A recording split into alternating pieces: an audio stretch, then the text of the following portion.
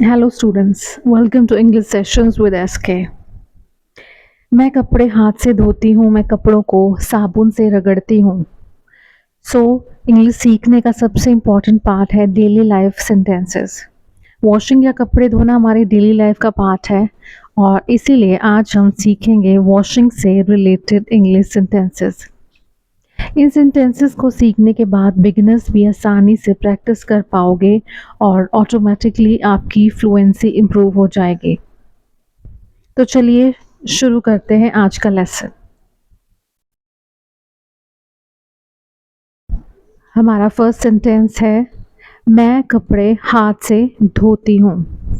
ये हमारा पुराना स्टाइल है कपड़े धोने का, क्योंकि आजकल तो हम मशीन में ज़्यादा यूज़ करते हैं, लेकिन कई बार हमें हाथ से भी धोने पड़ते हैं। तो हम उसको इंग्लिश में कैसे कहेंगे?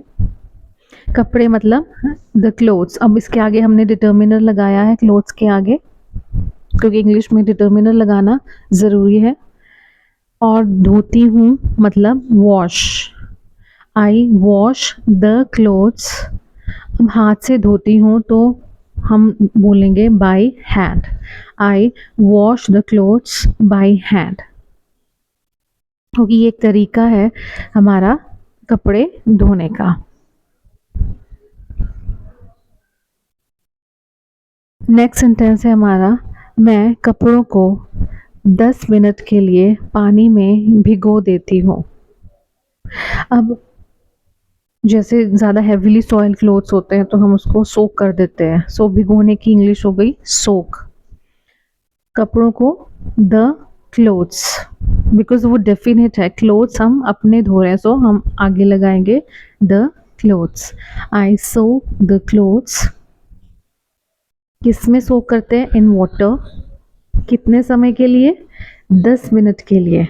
सो I soak the clothes in water for 10 minutes.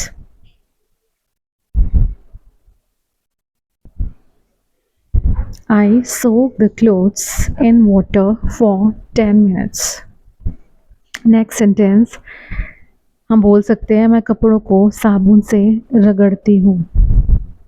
अब रगड़ना भी पड़ता है, अगर ज़्यादा जो दाग है वो निकल नहीं रहा तो हम रगड़ने को कैसे बोलेंगे इंग्लिश में?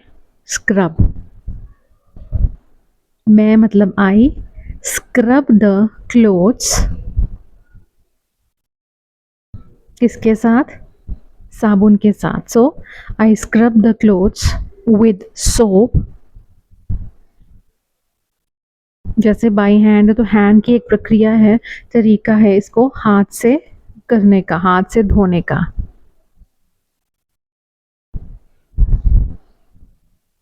With soap. नेक्स्ट, हम क्या करते हैं, कपड़ों को साफ पानी में धोते हैं, फिर उसके बाद रगड़ने के बाद हम धोते भी हैं कपड़ों को साफ पानी से।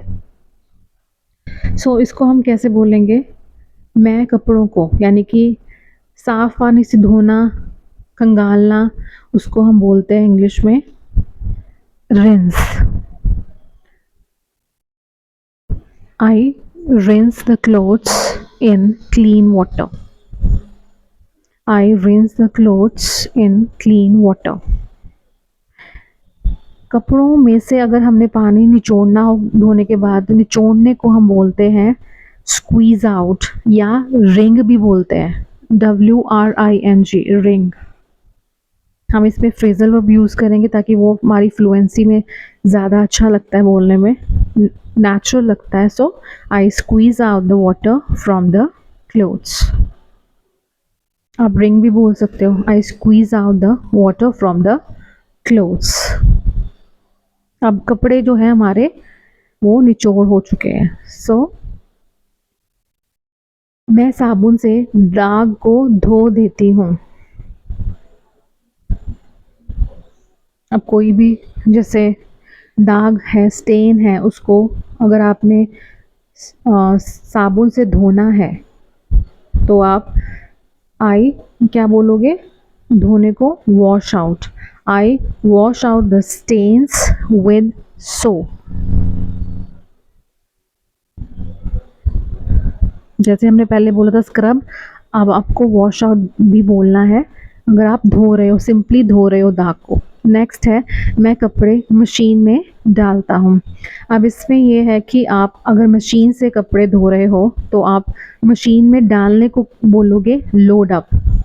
आई लोड अप द लॉन्ड्री, और क्लोथ्स की जगह आप लॉन्ड्री यूज़ करोगे, I load up the laundry in the machine.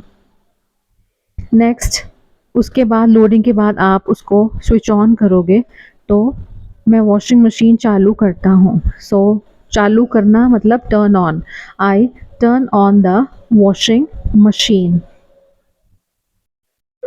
I turn on the washing machine, जो स्विच ऑन करने की प्रक्रिया है। नेक्स्ट, मैं कपड़े धूप में सुखाने के लिए टांगती हूँ। अब आप क्या करते हो, कपड़ों को एक जो तार है उसके ऊपर सुखाने के लिए डालते हो, तो आप बोलते हो, क्या बोलोगे इसके लिए, सुखाने के लिए? I hang out the laundry.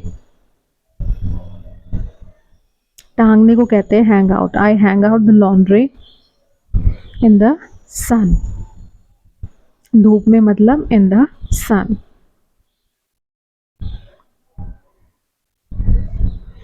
शाम को आप कपड़े फिर अंदर ले आते हो, सो क्या बोलोगे अंदर ले आने की इंग्लिश? आप बोलोगे I bring in the evening,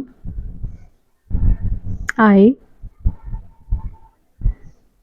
take in या ब्रिंग इन, दोनों ही ठीक है।